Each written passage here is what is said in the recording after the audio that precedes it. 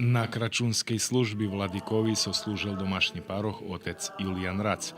Pokazanie vladika viernym objavil i jednu veľkú novosť. Žádám dneška prehlášiť, pretože je z vecej príčiny na toto, že šedzisko administratívne našej eparchii novej še nachodzi u Novým Sadze.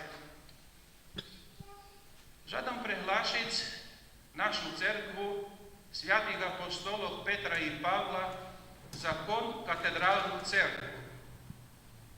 У тим значенню, що та церква такої друга після катедральної церкви.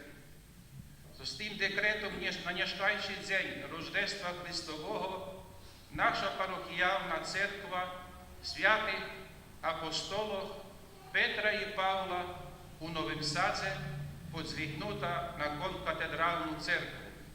Найбуде тото на славу Божу, а нам всім на утвердження у вірі і на наше спасення.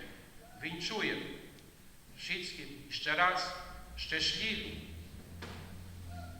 крачу Рождество нашого Господа нашого Ісуса Христа і подзвігнуться нашої парохіяльної Лютерас церкви на конкатедральну церкву епархії святого Отця Миколая. Христос рождається.